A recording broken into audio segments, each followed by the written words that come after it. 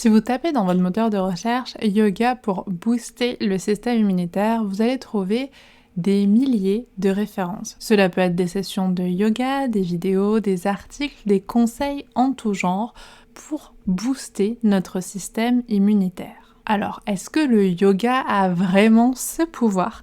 C'est la question qu'on va se poser dans cette vidéo. Si vous ne me connaissez pas, bienvenue, je suis Isa, je suis prof de yoga et ergothérapeute et j'ai aussi une formation de naturopathe. Ici, sur YouTube, j'adore vous proposer des séances de yoga faciles à caser dans votre quotidien, mais aussi aborder des réflexions et des sujets santé de façon toujours, je l'espère, nuancée. Alors, avant de plonger dans le vif du sujet, j'ai envie qu'on prenne un temps pour comprendre de quoi on parle quand on parle de système immunitaire, parce que c'est très facile de balancer cette information sans finalement avoir une idée relativement claire et simple de ce dont on parle.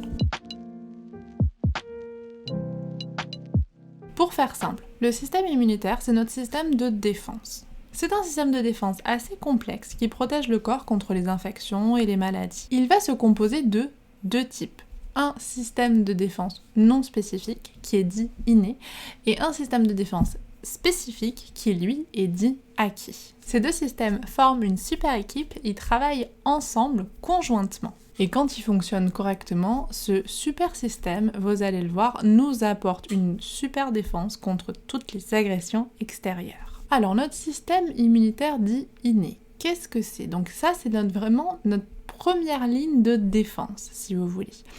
Il est présent depuis notre naissance.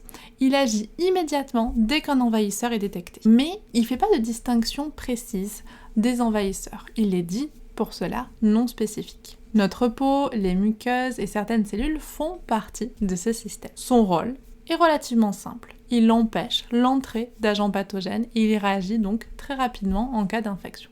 Le second système, vous allez le voir, il est un petit peu plus élaboré. C'est un système immunitaire acquis qui se forme au fil de la vie et toujours en réaction par rapport à des agents pathogènes que le corps va rencontrer.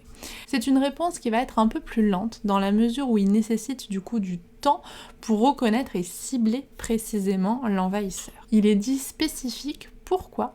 Parce qu'il va reconnaître et cibler spécifiquement des antigènes. Les antigènes, si vous voulez, c'est une petite étiquette que vont avoir les agents pathogènes pour qu'on puisse les reconnaître. C'est des marqueurs moléculaires. Il va se diviser en deux types pour être encore plus efficace. On va avoir une immunité humorale, des anticorps qui vont circuler dans le sang, et une immunité cellulaire, ça va être des cellules spécifiques comme les lymphocytes T qui vont attaquer eux directement les cellules infectées. On dit qu'il y a une mémoire immunologique. Qu'est-ce que ça veut dire? Ça signifie qu'après avoir combattu un envahisseur, le système immunitaire il va acquérir une mémoire qui va faciliter une réponse beaucoup plus rapide quand on va être de nouveau exposé. Pour la plupart des personnes, ces systèmes fonctionnent très correctement. Cependant, il peut y avoir des altérations. On va avoir le cas des patients qui ont un déficit immunitaire. Ça va être le cas des patients avec un VIH. Le VIH, ça va être une maladie qui affaiblit le système immunitaire en détruisant notamment les lymphocytes T auxiliaires.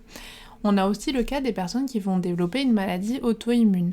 On pense à la polyarthrite rhumatoïde, à la sclérose en plaques, mais aussi à la sclérodermie. Il y a plein de maladies auto-immunes où c'est le système immunitaire, si vous voulez, qui est attaqué. Et enfin, on va avoir une hypersensibilité du système immunitaire et c'est notamment le cas des allergies, c'est-à-dire que la réaction du système immunitaire est totalement disproportionnée. Donc booster le système immunitaire peut paraître un peu contre-productif.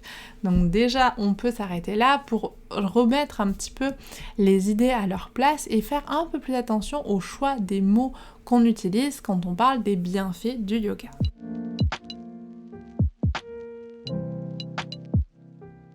Donc en reformulant un petit peu, on peut se demander si le yoga a en effet une action sur notre système immunitaire et s'il a une action, de quelle sorte est cette action. Si vous aimez bien ce type de réflexion et de recherche, je vous conseille le livre dont je vous ai déjà parlé de nombreuses fois, je pense, The Physiology of Yoga de Andrew McGonigal, qui est Dr Yogi sur Instagram, et son collègue Matthew, qui est vraiment un super livre où justement ils essaient de revoir, de nuancer certaines de ces affirmations. Et du coup, dans ce livre, ils vont un petit peu explorer ce que l'activité physique peut apporter dans le système immunitaire. Donc en fait, on va se rendre compte qu'il y a des études qui vont dans un sens et d'autres dans un autre. On fait un petit point. C'est-à-dire qu'on va avoir des études qui nous disent qu'il y a un impact plutôt positif d'une intensité modérée d'une activité physique dans le cas d'infections respiratoires virales, mais dans d'autres cas, finalement, une activité physique va pouvoir aggraver certains symptômes. Donc, c'est vrai qu'au niveau de la science, on se rend compte que là, c'est pas toujours très simple de pouvoir identifier qu'est-ce qui est bon et qu'est-ce qui est pas bon, entre guillemets, et donc c'est plutôt une réflexion autour de quel type d'altération de notre système immunitaire on a, et donc quel type d'activité physique je vais placer en face. Et si on veut aller un peu plus spécifique sur le yoga, l'équipe de Falkenberg, en 2018, va réaliser une revue systématique et randomisée d'essais cliniques. Ils vont vraiment essayer de voir le lien entre le yoga et le système immunitaire, comment il fonctionne. Et en fait, ils vont émettre l'hypothèse que la pratique du yoga pourrait exercer des effets bénéfiques en renforçant l'immunité cellulaire et des muqueuses. Mais pour autant, par rapport aux études qui ont été réalisées, on se rend compte qu'il faudrait peut-être des pratiques plus longues, en tout cas sur une plus longue durée, pour vraiment avoir des effets qui soient un peu plus cohérents, un petit peu plus aussi scientifiques et valables. Notamment sur un élément, c'est les marqueurs inflammatoires circulants. Donc, grosso modo, qu'il fallait continuer à chercher.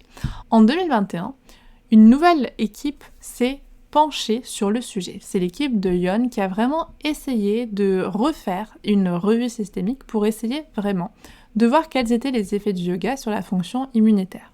Ils ont réussi à se baser sur des études, sur 11 études, publiées entre 2017 et 2020. Les résultats vont indiquer que le yoga pourrait avoir des effets favorables pour réduire les niveaux des marqueurs inflammatoires. Et donc la conclusion de cette revue d'études est donc que le yoga pourrait avoir un effet intéressant sur le système immunitaire, mais en étant utilisé en complémentarité d'autres pratiques sur des individus en bonne santé, mais aussi sur des populations cliniques. Et c'est important de nuancer à ce niveau-là. C'est-à-dire que parfois, quand on affirme certaines choses, on a l'impression que le yoga tout seul est la solution, est la clé. Or, si le yoga peut être très intéressant, il est aussi intéressant de façon complémentaire, en plus d'une hygiène de vie différente, en plus de traitements quand c'est nécessaire. Et je pense que c'est important en tant que prof de yoga ou même thérapeute de ne pas se placer de façon omniprésente et omnipotente, mais se dire qu'on peut collaborer, travailler avec d'autres professionnels, avec d'autres personnes pour accompagner finalement la personne qu'on souhaite vers un meilleur état de santé.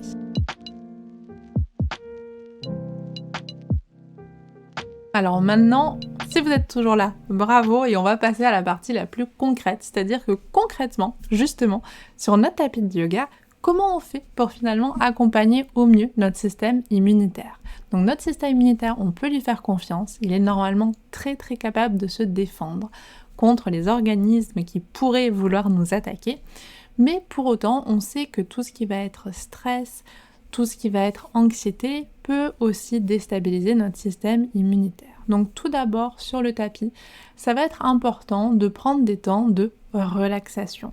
Par exemple, essayez de ne pas zapper Shavasana, la posture de relaxation finale. Même si c'est très court, c'est important d'avoir ces moments où vous pouvez vous recentrer, vous pouvez vraiment lâcher un petit peu la pression que vous pouvez avoir tout au long de la journée.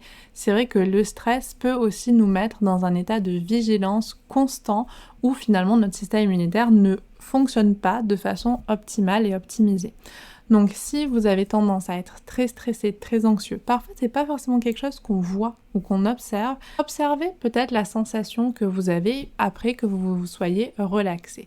Si la relaxation c'est pas vraiment votre truc, peut-être que simplement des postures de yoga qui vont être un petit peu plus dans l'étirement, dans l'ouverture de hanche par exemple, l'étirement du psoas, tout ce qui va être posture de torsion. Donc tout ça aussi, ça peut aider notre système nerveux à se détendre et à être un petit peu plus relaxé. Dans la même idée, le pranayama va être un précieux allié dans cette idée déjà de détente, de relaxation.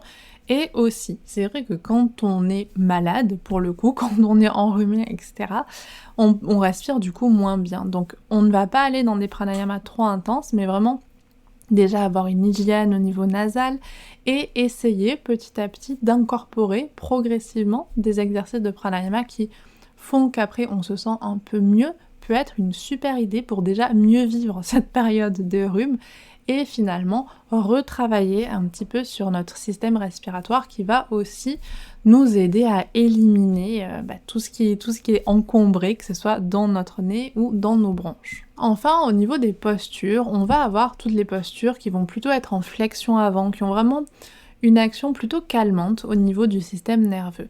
On peut avoir aussi les inversions, mais les inversions, on peut aussi avoir une anxiété liée aux inversions. Donc vous pouvez avoir des postures type Viparita Karani Mudra que vous pouvez faire contre un mur tranquillement. Vous pouvez avoir la posture de la chandelle à demi supportée, comme ça en fait, surtout si vous avez le nez pris, ça va être un petit peu moins inconfortable. Posture du poisson, au lieu d'avoir la tête trop en arrière, vous pouvez avoir une brique sous la tête en fait pour justement ne pas être gêné par ça. Si vous avez du mal justement à être en position allongée, du coup repartez sur des postures plutôt assises ou utiliser le yoga sur chaise. Le yoga sur chaise, j'arrête pas de vous en parler parce que je trouve que c'est quand même une pratique de yoga hyper intéressante et notamment quand on a envie d'apporter un peu du mouvement au corps sans avoir besoin aussi d'installer une intensité énorme. Et de façon plus générale cette fois-ci, j'ai envie de vous dire que la pratique du yoga, si on veut vraiment qu'elle nous soutienne au niveau de notre immunité, c'est vraiment une pratique qu'on va essayer de chercher sans performance pour vraiment être plus sur le versant relaxation, plus sur le versant calmant qui va déjà nous apporter une aide énorme et notre système immunitaire finalement il sait très bien se gérer seul mais par contre il se gère beaucoup mieux quand on est calme. Et ça je pense que c'est quelque chose d'important à retenir et le yoga peut nous apporter, encore une fois, tout le monde est différent, mais en tout cas la plupart des pratiques de yoga vont pouvoir avoir cet effet où on ressort de la séance normalement en étant un peu plus détendu que quand on y est arrivé. Et si ce n'est pas votre cas, peut-être explorer les différents types de yoga et peut-être qu'il y en aura un qui vous parlera et peut-être qu'il y en a qui vous parlera pas, mais dans ce cas c'est pas grave, heureusement il y a plein d'autres pratiques qui existent. Et si vous voulez approfondir un petit peu, je vous avais fait il y a quelques années un article que j'ai un peu remis au goût du jour sur l'alimentation dite anti-inflammatoire. Là aussi, encore une fois, on est peut-être sur un abus de langage, en tout cas une alimentation qui ne promeut pas l'inflammation chronique.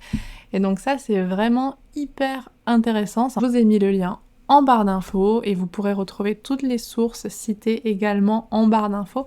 N'hésitez pas à me dire si ce type de vidéo vous intéresse, vous a plu, vous a appris certaines choses. Je serais ravie d'en explorer davantage avec vous. N'hésitez pas à me dire quel sujet vous aimeriez qu'on aborde. Et en attendant de vous retrouver très vite, prenez soin de vous.